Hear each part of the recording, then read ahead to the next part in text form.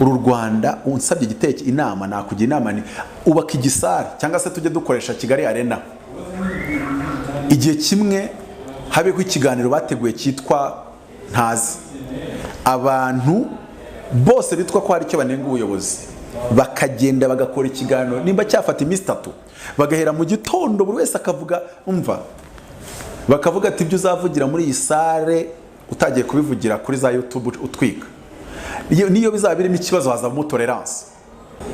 Ikibazo ntago ari damange nibyo yavuze, ikibazo nuko habuze umuntu ugaragaza ko ibyo yavuze nta kuri kwabyo. Kwa damange Imana ninyemerera kugira ibyo nyivugaho nzabivuga. Dukeneye yuko ubuyobozi bw'u Rwanda nimba umuntu yatakisha amagambo nabwo umwatakisha amagambo. Ndeba leta mu maso nkabwanga ibi bintu sinemeranya nabyo. Iyi strategy ndabona atari itanga umusaruro muzima.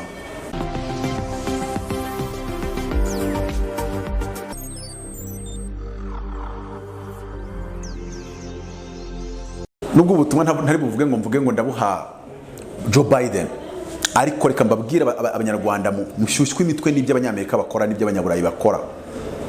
Muri affaire Rusesabagina abanyamerika bavuze ibi, muri affaire Rusesabagina abadepite ba Union Européenne bavuze ibi. Oh, it's okay, I know.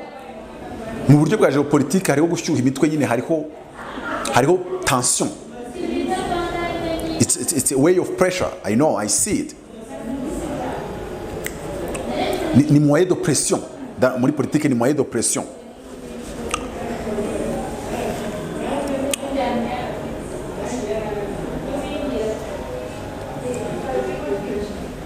Ndababwira iki ngiki. Amerika igira inyeshyamba zitera. Igira FRN, igira rya n'izindi nuko ntajya amenya n'imitwe itera u Rwanda. FDLR, Amerika igira FRN cyangwa FDLR zitera. Ntazigira. Biriya bakora nyine bo bari gutekereza u Rwanda ariko bakarutekereza mu munenganengo w'iwabo. Ntago bazi ibyo duhangana nabyo mu Rwanda. Mukanyuraza kumbaza murabivuga nkande nk'umunyarwanda. It's the power of the people by the people for the people. Ntago iki gihugu ari icya His Excellency Kagame kurutwa ari cya Mutabazi. Ni ikenewe nk'umuturage cyo koza akagira inshingano ahabwa nk'umuntu watowe n'abaturage. Ahubwo mwabaye abaturage bari irresponsible. Ibintu birapfira uruhande rwawe uti ntabyo mbona.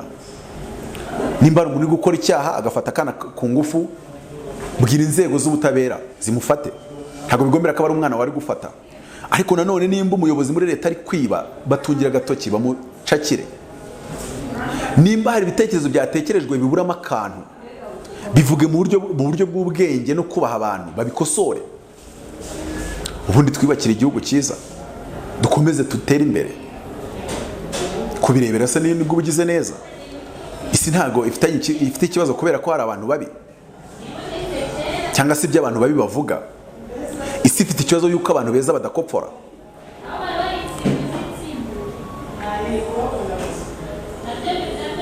Icyo kibazo ntago ikireka gisimbuka Imana yanyihanangirije kukivugaho.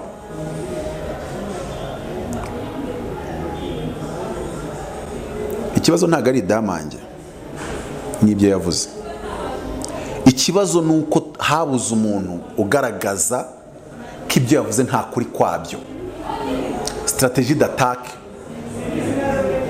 wayiteguye ntago muhaye amanota menshi cyane. Cyokoze hari ibya yakoze yagombaga byesire kujya kubikurikiranwaho nkuko ashobora kugera imbere y'urukiko agatsinda akagaragara yuko ari umwere. Ariko mwitonde, dukeneye yuko ubuyobozi bw'u Rwanda nimba umuntu yatakisha amagambo nabwo umwatakisha amagambo. Nimba umuntu agaragaje ko ibintu bikorwa nabi hakagaragara abantu bafite dosiye zipima nka toni bagaragaza uburyo igitekerezo cya kanaka kitari gifite ireme. Nigeze gukora ikintu nsa n'ukigambiriye cyangwa se icyo nari kuganyicamo hagati ari sinagisoza, ariko kuko kutagisoza kwacyo kwahise kumvikana nabi natunguwe ko abantu bankurikira umwe wenyine ubu nzego z'ubuyobozi bien sûr niwe wambwiye ngo urugero watanze rwarimo ikibazo kandi rwateza ibibazo. subira kuri cano ndavuga ngo rwa rugero natanze ntabwo rwari rwuzuye, ikibazo mwagize cyari kimeze gutya kandi ko biranumvikana.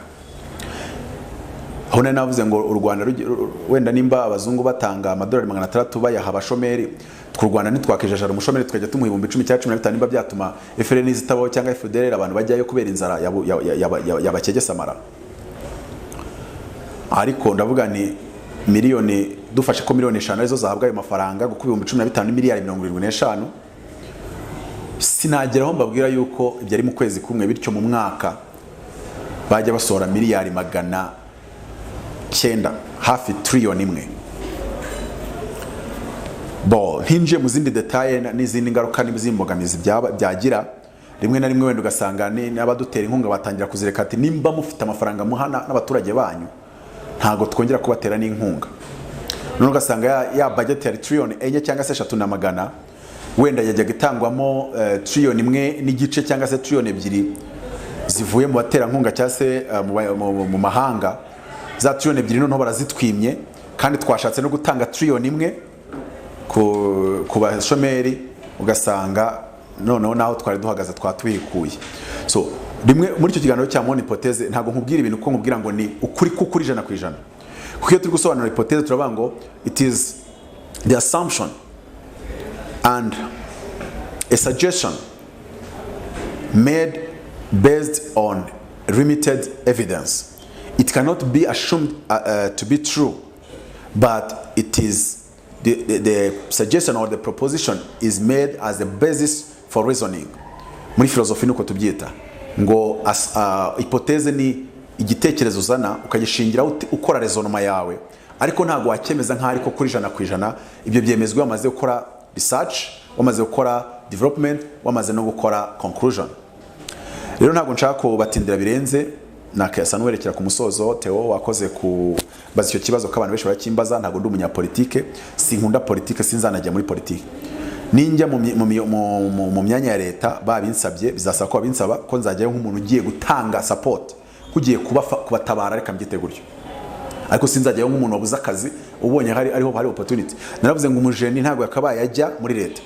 Dukeneye abajeni bagiraga mu ishuri, abahanga.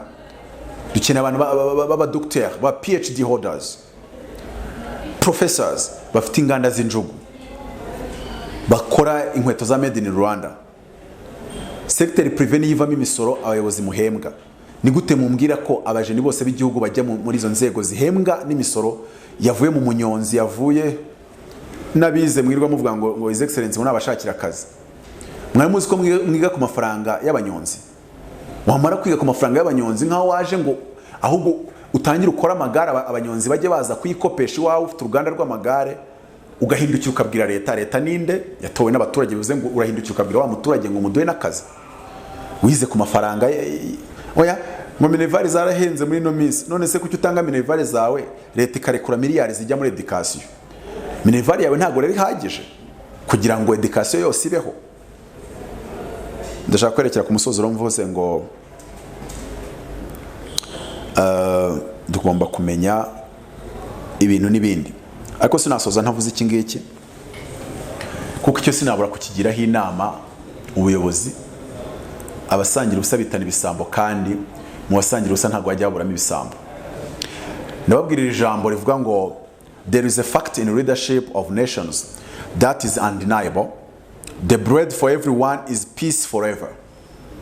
Now you can understand why we vote for those who promise us our daily bread. Nimba ushaka gutorwa, nimba ushaka gukundwa, nimba ushaka kwiyumvamo, tekereza uburyo ibyiza by'igihugu byasaranganywa abanyagihugu nta kubera. Wivuga ngo niko tubyita, niko tubivuga, niko ndabizi niko bivugwa. Reka imvugo rero aba ariyo ngiro. Iryo jambo ndumva rizwi cyane kuri His Excellence Paul Kagame, dukunda twubaha, ngo imvugo niyo ngiro.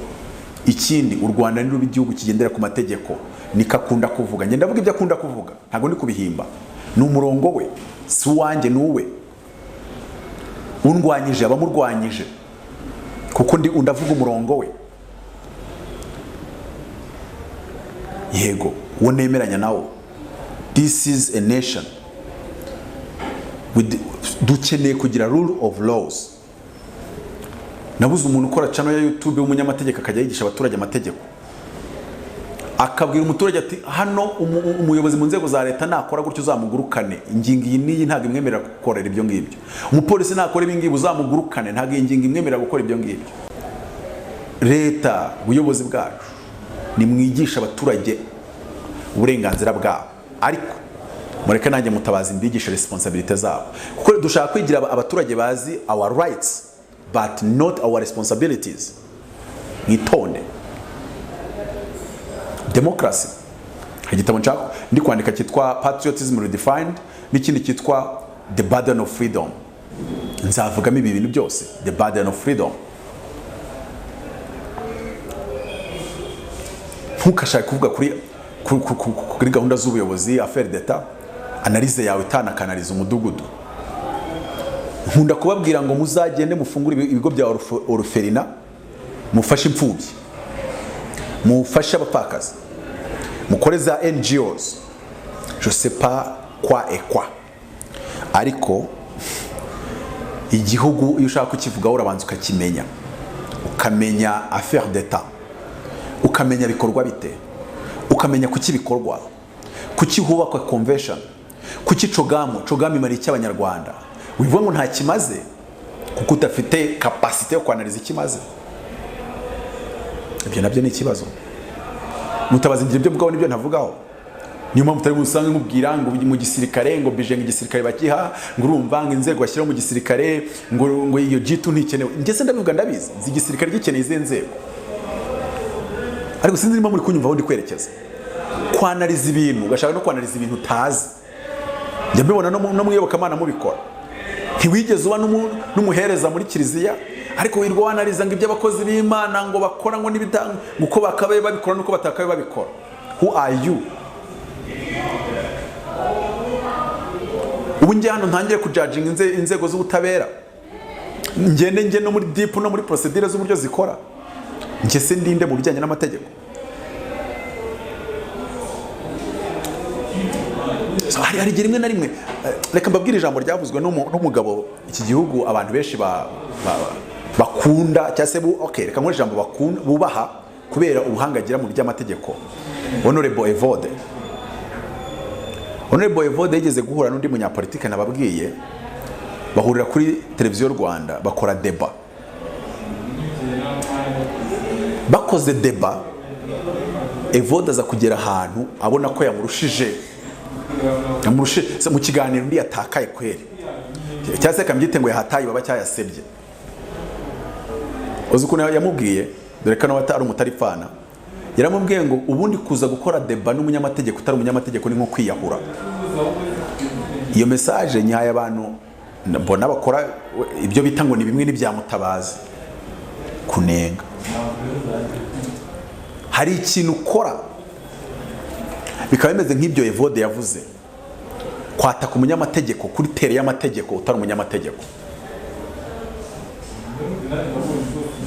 So rero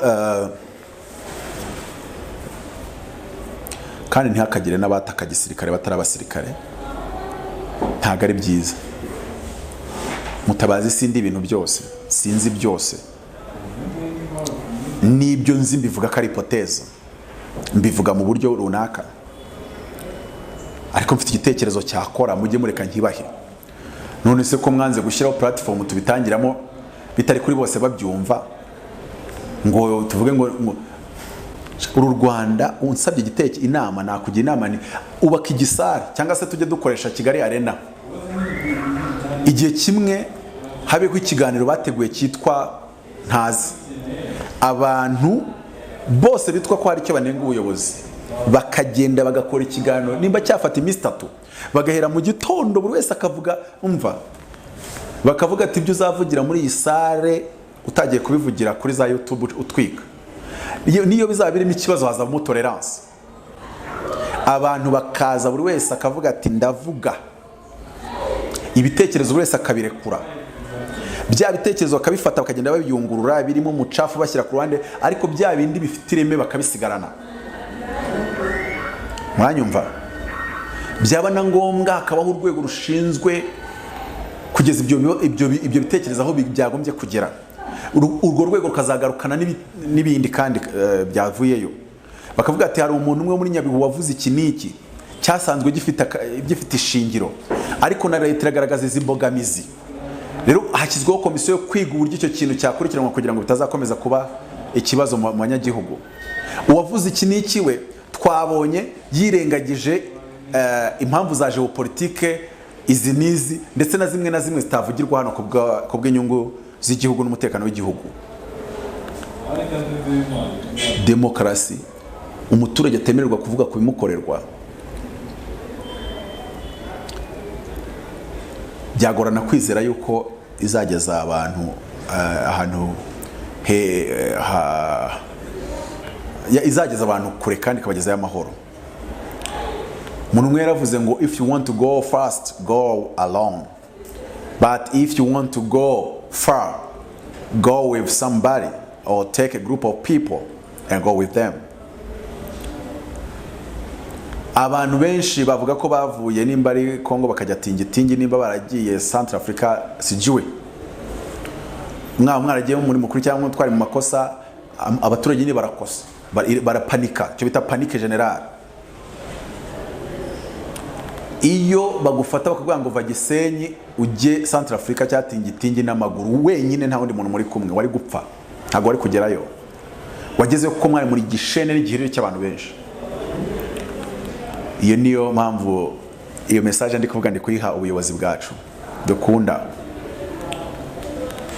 Mushatse ko hatajyamo input z'abaturage, mushatse ko hatajyamo council the idea z'abaturage. Hari n'igihe umuturage yashonje, cyane cyane by'umwihariko umuturage ashonje, yibwira ko afite ibitekerezo byatuma adasonza mu gihugu, ariko nuko batari gutekereza ku rwego rwo gutekerezamo nka ministre cyangwa se nka deputy cyangwa se nka mayor.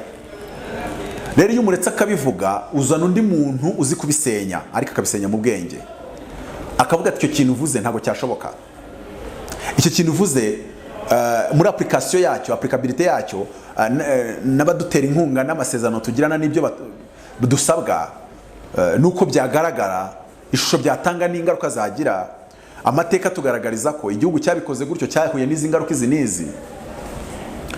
Ariko se wowe urashaka gukritika leta, washaka gukritika leta, ntabwo uzi icyo wenda Kadafi yazize, ntabwo uzi implication zari zirimo, ntushobora no kwanaliza kugera kuri urwo rwego, ariko ushaka gukritika leta. Leta iri kujera ibintu wowe utanazi, utanafite igitekerezo cy'uko bingana ku nyungu zawe. Kandi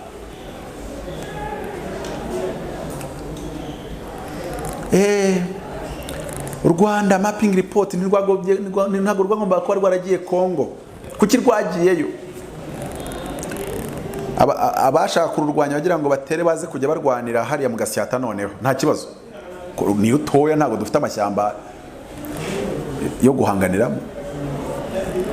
Kandi mwibuke n'umuco wa Kinyarwanda, aziko rimwe na rimwe mugereza gutakaza umunyarwanda, nimba ari kuba hanze cyane, nimba ari uko umunyarwanda avuga ngo u Rwanda ruratera ntiruterwa. Iyo principe rero twagomba kuyihagararamo. Iyo uri mu bikritika nta makuru ahagije ufite yuzuye, nta nubwo uzi ibyo renseignement yari ifite icyo gihe, yo kuvuga ngo iyo bamara iminsi 3 cyangwa se icyumweru badateye byari kugenda gute ku Rwanda cyangwa se mu Rwanda. Kandi iyo hagira ibiba hakagira abana bawe babigenderamo, ibitero byaturutse Kongo, wari guhindukirwa ukavuga ngo leta kuki itaturwanyeho, kandi hari igisirikare gihembwa mu misoro y'abanyarwanda. Rimwe na rimwe hari igihe dukora amakosa tutanazi ko turi gukora amakosa, ariko reka mpinira aho ngaho mvuge ngo ikibazo wambajije Mutabazi ntabwo ari gukora politike, ahubwo ari gutanga ibitekerezo bye, ibyo yemeza ko byakubaka bitasenya. Azi amateka y'igihugu, azi ibyo agomba kugenzaho gake. Dufasha igihugu, dufasha ubuyobozi bw'igihugu kubaka igihugu twifuza, ko ni igihugu cy'abanyarwanda. Rero nibo bagomba kubabwira igihugu bifuza uko kimeze. Namwe mu tekinisiye no mu buhanga bwanyu no mu mashuri yanyu no muri experience yanyu, mu kubaka icyo ngicyo bababwira. None se mudashaka kumva icyo bababwira cyangwa se ikiri ku mitima yabo, muzubaka ikimeze gute? Icyo gihe mwakubaka u Rwanda rwanyu. Ariko niba mushaka kubaka u Rwanda rw'abanyarwanda, abavuga neza ni mubumve, abavuga ibiri mu mujyo ni mubumve, abavuga ibiri mu bujiji ni mubajijure. Niba yakoresheje media nawe bivugire muri media, nimba yavuze ari maniste wowe uzane ba docteur bambwiye ati icyo wavuze ku bukungu cyaba ari kosa gukora gutya na gutya. Nimujya kubiganira mufite kuri channel yanjye Theo, hari ikiganiro mperutse gukora ngaragaza uburyo u Rwanda mu buryo bw'ubukungu rwahisemo kwa meilleure technique de défense et l'attaque, rwahisemo kwatakisha uburyo bwa Singapore ndetse n'uburyo bwa Korea y'Amajyepfo. Nimuza kuri channel nzabibasobanurira, ariko none ngende ngaragaza muri uko gukoresha ubwo buryo niye haba haragiye habaho kwibeshya dushingiye ku mateka ya Korea y'Amajyepfo, ya Singapore n'umutima ababikoze babyubakanye. Haburamo agaki kakongerwamo gute? Mutabazi nimba ku iki kiganiro neza bumvisha uwo ari we n'uwo nguwo. Ndeba leta mu maso nkabwanga ibi bintu sinemeranya nabyo. Iyi strategy ndabona atari itanga umusaruro muzima. Nkareba n'abanenga nkababwira nti ibi sibyo, mwakoze ibintu bidakwiye gukorwa, kandi ikindi nta bwenge byari bifite, nta nicyo byamarira abanyarwanda. Nkareba abaturage nkababwira ni mukubi pataro kubishate dukore. Nabuze umuntu uzatubwira ukuntu twahinga u Rwanda ntitwongere kubura ibishyimbo ngo dutangire kureba hirya no hino ngo bizamuke b'igihumbi. Opposition ikintu dukorera ngo mu Rwanda nk'inzara numa ngo ibishyimbo byageze ngo ku cyabiri, gusa ko ngo hari umuntu twavuganye uri mu Rwanda kuvuga ko ibishyimbo byageze ku cyabiri. Aho kwirwa uvuga, nanze gukoresha indi jambo rikakaye ariko wumve numvaga ari ryo cy'ubumwe gukora. Aho kwirwa uvuga umuyobozi umwita gica, ubuyobozi uvuga ko ntacyo bukora, uvuga ko convention nta kimaze, ukagira ngo cogamu ni nyokorome wayizanye, cyangwa se ukagira ngo nta kimaze. Ku Mana ya Aburahamu kuvuga ku bintu udafiteho igitekerezo sha ntagatangaza. Reba nk'umuturage umuzanye atarigeze asoma, atanazi ko Korea ari igihugu kibaho, agashaka kuvuga nk'ibyo Mutabazi avuga, ashyira n'ingero za Korea y'Amajyepfo n'iza Singapore. Ubwo sumva bya bikiryoshye cyaba kigenze neza. Oya sindabona n'Imana ituma umukozi w'Imana ujya kubwiriza abantu bashonje ikamutuma abantu bavukiye ku mireti na pizza, ituma y'umuntu uzinzara neza. Nsoza rero nirakira ku musozo, abanyarwanda hari ibintu very basic nashyize mu gitabo cya La Politique Noire twakoze amakosa, kutabisetoringa neza bisa naho byica izindi channels z'ibigano twagakoze bikubaka igihugu, zo kuba abantu bose bakabaye bubaka ubukungu ntawe uhejwe, ariko tugenda tubigira amakosa. Filozofi y'umwana bita Emmanuel Levina nyuma ya genocide yakorewe abayahudi yari yarayikorewe, avuga filozofi iremereye cyane, avuga ngo nous sommes tous coupables de tout, moi plus que les autres. Nanjye Mutabazi nasozeza kuri filozofi nkavuga ngo nous sommes tous coupables, moi plus que les autres. Ariko ngira uruhare rwanjye ngomba kurukora mu gihe runaka ntazi ko kingana. Sinigeze nsezeranya abanyarwanda yuko ngiye no mu myanya ya leta namara imyaka irenze 5. Sinigeze mbasezeranya yuko nzaba muri uru Rwanda igihe cyose. Hari igihe kizagera nkajya gukorera kariyeri yanjye hanze yarwo. Sinzi hanze yarwo nimbagira inama nimba nabo batazandakarira, kuko iyo uje uri umujyanama ntago ubererekera, ntago ujya ku ruhande rumwe cyangwa se ufata urundi. Wabaye umujyanama mubi, wabaye consultant mubi. Hari tandukana hagati ya consultant na politicien. Wowe ikibazo mbaje deje ubwo ntagisubizo. Mutabazi ntago ari umupoliticien, ni umuconsultant indépendant, gratuit ou bien gratuite. Ariko wenda uri bundakarengo kukikorera ubuntu, nawe namushinja yuko atazi ko umurimo wacu ukorwa. Sibyo se? Kuko nshobora gukorera ubuntu, ariko nyuma yo gukorera ubuntu ibyo bikanira kunguka abakiriya 5 bishyura, cyangwa se bigatuma mu myaka 20 imbere nzishyurwa. Twatangiye vuga butumwa ze tutabwiriza nta n'uwagwaye tike, wategesheje yawe wagomba guhahisha kandi uri butaho ukabwirirwa. Ariko uyu munsi turishimira umusaruro, kandi Imana yari yavuganye natwe, ibyo yavuganye natwe kubisoza. Njya kujya muri ibi bintu rero bavuga ngo ninde wamutumye, ngo ni gatumwa, ngo abamuri inyuma. Imana yanyemeje, reka mwe ko yemeje umutima wanjye kuba nahaguruka nkavuga ku kibazo cyabanyahe. Nicyo natangiriyeho, abandi bagenda bambaza n'ibikurikira, ariko ari wowe Theo ndakwiyanangirije n'irindi tangazamakuru ndarisabye hatazagira umbaza ku kibazo cya Edamange mbivugiya. Nari nemereye umuntu interview, Imana irambuza. Ngoro ninjya kubivugaho, wenda nunamuna bivuze uzasanga mbivuga mbikwepa, uzasanga mbivuga mbikebera, kandi ntuzarakare umere nk'abandi bavuga ngo kanaka yateranye kanaka. Oya nta namwe muzijya mbona Mutabazi mwe Haruna atereranye, kandi suko hatari ibimbaho wenda runaka, hane wenda nibizambaho bijyanye n'ibyo nakoze. Ntimukambaza aburirwa irengero, mudashobora kunyereka ingendo zabo n'ibyo bakoraga nabo batelefonanaga nabo na ferizi bangamiye umutekano w'igihugu bari barimo. Igihe mutarazinyereka nge ntimuzikambaze. Theo wanyumvisha? Cyo koze ikiza cyawe ntago ndaza ngo mbazi cyaburirwa irengero. Kamumbaza ntitubana nawe mu nzu umwe, kamumbaza usura mu reba nk'urugero Mutabazi washaka kwikorera ku politike kugira ngo agaragarize amahanga yuko ubuyobozi bw'i Kigali ari abagome nk'uko bajya babita da. Iyo ari umuntu abwiye ibintu nkamureba none ubivugiye i Kigali nkatangara, aravuga yuko baniza abantu ngo batavuga, kandi avuze umwaka wose nta muntu uramukubita n'urushyi. Ubwo se barakubuze ku buryo babura aho bakunobera urushyi? Theo ubu leta ishatse kunoba Mutabazi yamuraho imunobera. Nge nkubaza yanaguce bwa ati muhamagara umubwire ko umushaka ugiye kumuha ikiganiro gitwika, haza nsanga biteguye kunkubita inkonje. None siko batarabikora nuko byibananiye. Strategy umuntu watumye tubona Rusesabagina ku kibuga cy'indege i Kanombe yananirwa kubona Mutabazi nkamukubita inkonje, abona aricyo gikwiye. Ako mwagiye byari igihe umuntu ambwira ibintu havuga n'ibyo bintu narinda mpfa, binabaye ngombwa ko mpfa nkicwa n'iyi leta, narinda mpfa hari ibintu utaranyumvisha ngo mbyumve. Kuvuga ko leta ari abanyagitugu bica abantu ngo batemera ko umuntu avuga, ibyo bintu ntabwo nabikwemerera. Kuko Mutabazi ndavuga, nta uranampamagara kuri telefone, nta nuranyohereza message, kandi sinkorana nabo. Gusa iyo bari umurongo wabo muzima ndawusapotinga, kuko ndeba abanyarwanda n'icyagera inyungu abanyarwanda bamburiye he. Nubwo ndatabuzemo bamwe muri bo bandakariye, bamvuga nabi, banserereza hariya bagakubita bakarimbura.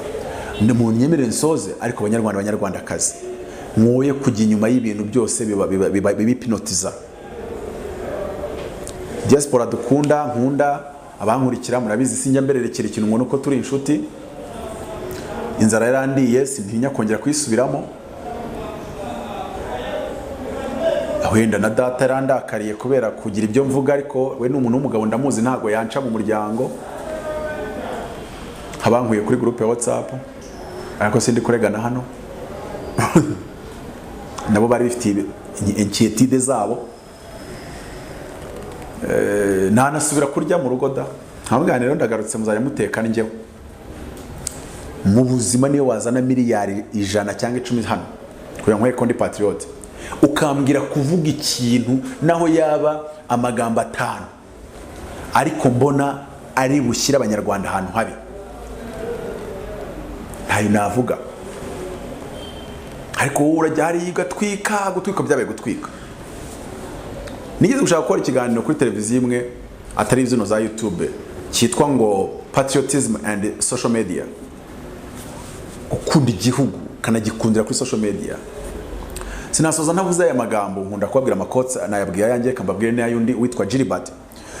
Gilbert yaravuze ngo my country, right or wrong, it is something a patriot would not say except in a case of extreme necessity.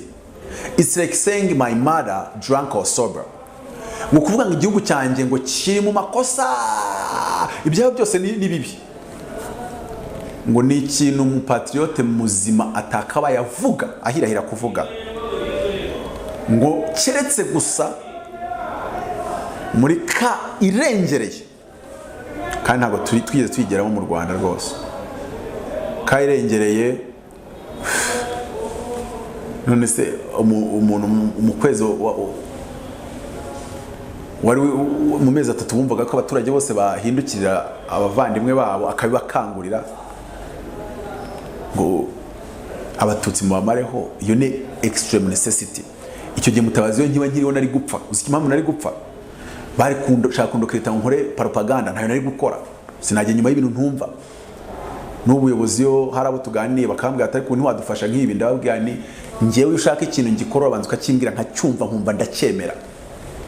Nshobora kukwemerera kugiceceka ariko sinakwemerera kukinyuma ntacyemera. Nta muntu mvugiramo, mvuga ibyo nemeranya nabyo, mvuga ibyo numva, mvuga ntibi bintu nanabipfira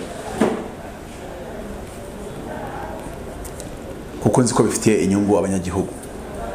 Nimba muri mu bantu badatekereza ibizabavugaho nyuma y'imyaka 50 mwaramaze gutaha, nge sindi muri mwe. I must leave a legacy. Kuvugwa neza ukiri, ushobora kuvugwa neza ukiri wazataha bakavuga ati ya nuko twamutinyaga reka tuvuge ukuri twatubitse mu mitima. Please. Rero Theo nsoreje aho ngaho, nkangurira abantu kugura ibitabo nandika, maze kwandika ibitabo 35 kandi ari 17 ndi gutangira icyarimwe ku bantu bari mu mahanga, nkabikohereza set yose icyarimwe, complete set. Uranyandikira kuri WhatsApp nkahita ngura urutonde rwabyo, kareba ibyo ukunze ukambwira uti nimero iyi nibyo nshaka. Ibitabo 8 ni mu Kinyarwanda, ibindi 9 ni mu Cyongereza. Rero ndabashimira kuntumira ku kwezi, nanone nkaba nongeye kuhaboneka. Banyarwandakazi, ndabinginga kubw'imbabazi z'Imana, ntasha mureke mubanze mugire gusesengura, mugire ubwo bwenge, kuko wenda ubuyobozi reka mbyite ngo bwaduteranya muri cases zimwe na zimwe. Umuntu azanye ibitekerezo, bakagombye gusora abantu nabo bazana ibindi bitekerezo binetraliza ibya wa wundi, bazanye izindi strategy zituma ahubwo abaturage bakibeshya yuko ubwo arizo zikoreshejwe wa muntu ari bo wari uri mukuri. Mujye mwirinda ikintu cyatuma uwari utari mukuri ari ugaragara nk'uri mukuri, mujye mukirinda. Ayo ni amagambo yanditse mu Baroma. Harimo amagambo 2 nkunda, riri mu Migani 15 rivuga ngo if you accept constructive criticism you will be elected to the wise men hall of fame.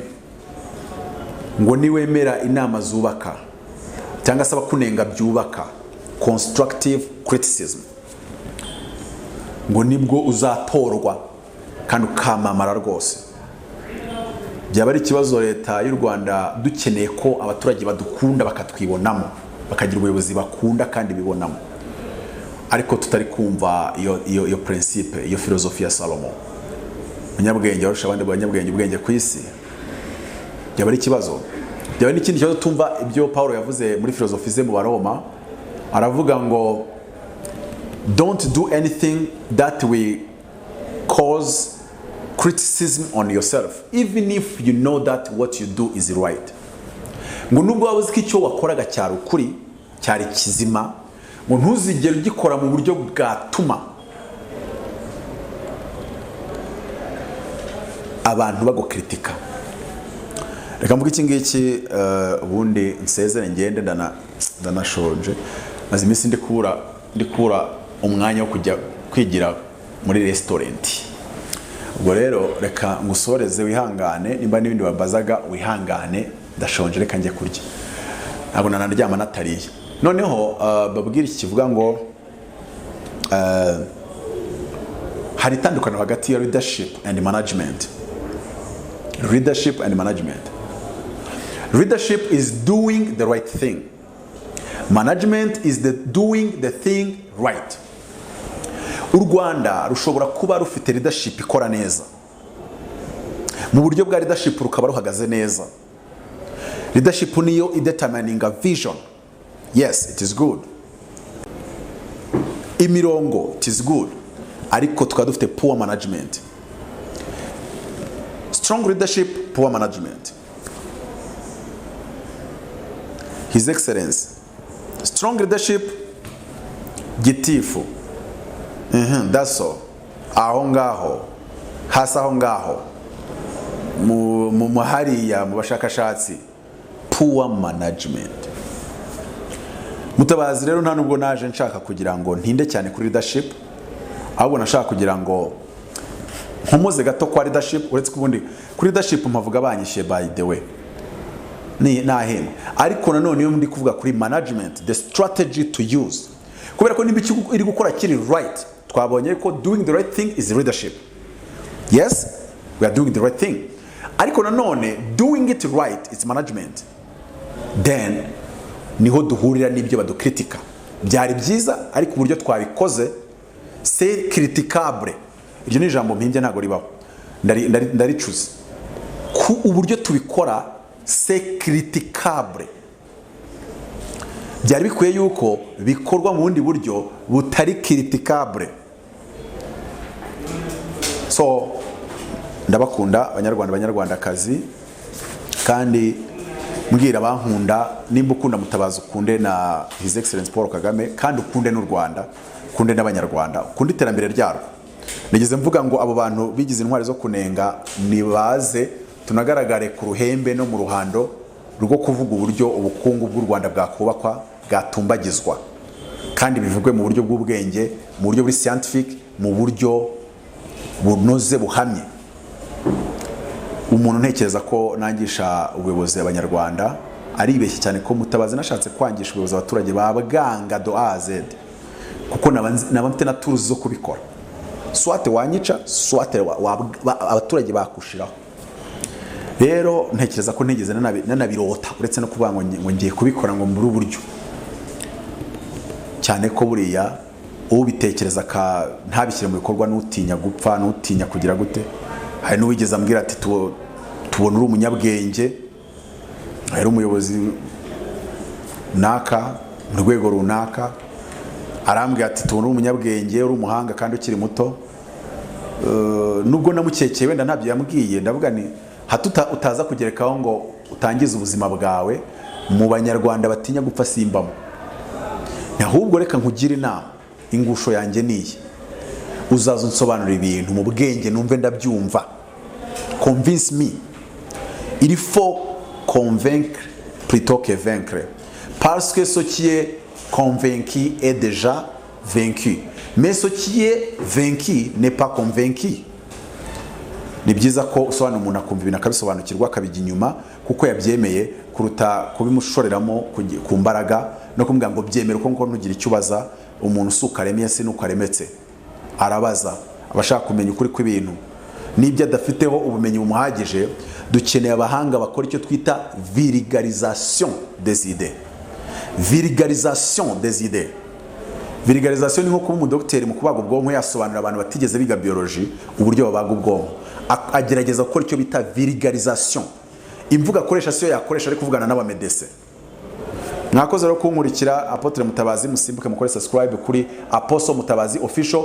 Ikindi kandi ushaka kumpamagara kunyandikira kuri WhatsApp, ndabiza ari waba wandakariye kubera wenda haraho nta kubitiye mu mavi nk'uko bishaka, sinkubitire no mu mano, yewe sinahigime ndetse akaba n'uwo washaka ko mvugira ukabona nta muvugiye, ariko uw'Imana yamvuze kugira ngo nkomante kubye ntago mbiko. Hari ibintu bibiri muri iki gihugu utampamagara kuvugaho ngo bipfa korohera: genocide, ntago wampamagara ngo twitotore, ngo twinonosore, ngo tuyanalize. Uranalize ibiki? Ntago nayikoreweho, ndayanalize ibiki? Ntago nayikoreweho, ndayanalize ibiki? Byo ni nkuko umwana wavukeza kibagabaga yajya kwanaliza inzara yica abana mu cyaro. Reka abana bayibayemo bayanalize, wowe ntayuzi. Na kesi ya idamange. So rero ubwo ariko kwa idamange Imana ninyemerera kugira ibyo nyivugaho nzabivuga, ni numva cyangwa se umutima wanjye ubibohokeye nzabikora, ariko kugeza ubu ngubu ntago ariko biri. Abanyarwanda rero mugire ituze, ariko sinabura kuba iyo nimero kuko nayibemereye kugira ngo mubone bya bitabo, kugira ngo urakaye abone kumbwira ikitumye arakara, kugira ngo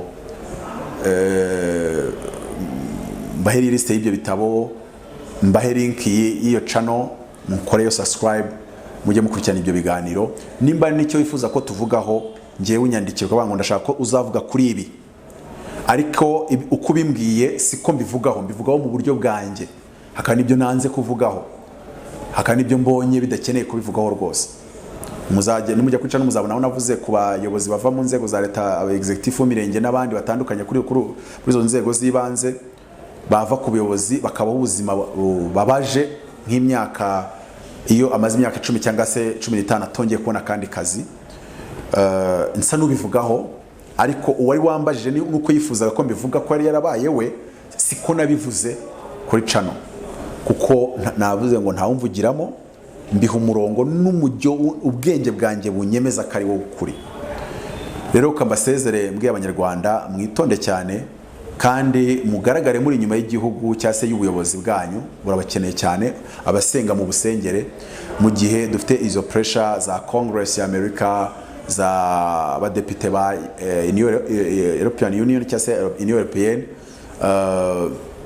Central Africa and everything.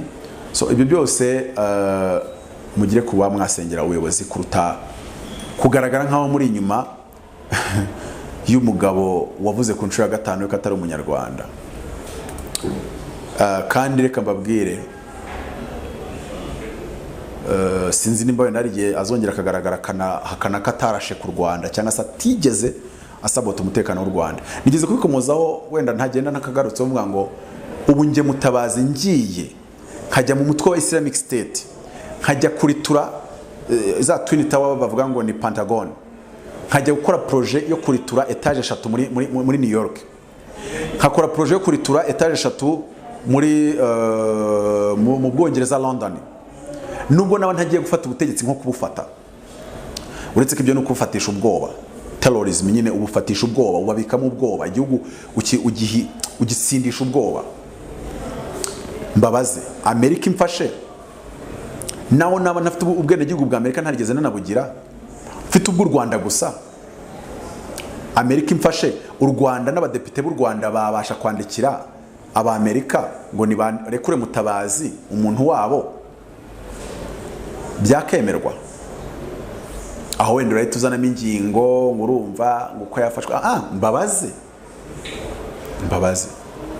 mwe ko abanyapolitike nibo umuntu avuga video y'isaha yose ibyo yavuze, ntibashake kugira ngo nimba hari ibibazo yagaragaje babikemure, bakaza kureba akantu yasorejeho, bariko batindaho cyane, akaba ariko bagira information the whole week.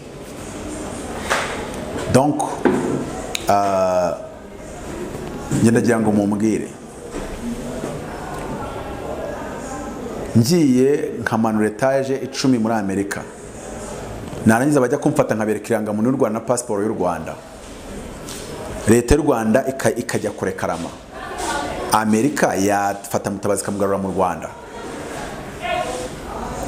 Icyo ngicyo sinzi impamvu gifite igisubizo. Ikindi mwongere mwibuke, Amerika ishobora kuvuga ngo noneho kuko u Rwanda tururusha power, turarushyiraho pressure ruduhe Mutabazi, ariko u Rwanda ntago rufite ubushobozi bwo gushyira pressure kuri Amerika. Sinzi iyo ndi kwanariza ibintu, nge ndeba scenario zitandukanye, nizo niyo mpamvu nabwiye ngo Mutabazi agamije iki, gufasha abaturage ndetse n'abayobozi gutekerereza muri angle na dimension batigeze binjiramo, kureba ibintu mu yindi angle. Je suis philosophe, ngerageza gushyiraho fondation y'imitekerereze, ubundi mwe mukagenda mukitekerereza. Nge ntabwo nimbatekerereza, shyiraho urufatiro rw'imitekerereze mwe mukagenda mukitekerereza. Iyo ngiye gutekereza umuntu aranyishyura, cyo kuze nshobora kuguha urufatiro rwo gutekereza ukagenda nawe, ubwo mba nkuremeye. Dusoreje aho ngaho rero. Nimero ya Mutabazi, Apotre Mutabazi ni 0788 30 95 13. Nyandikire kuri WhatsApp, ibindi byose biraza kugenda neza.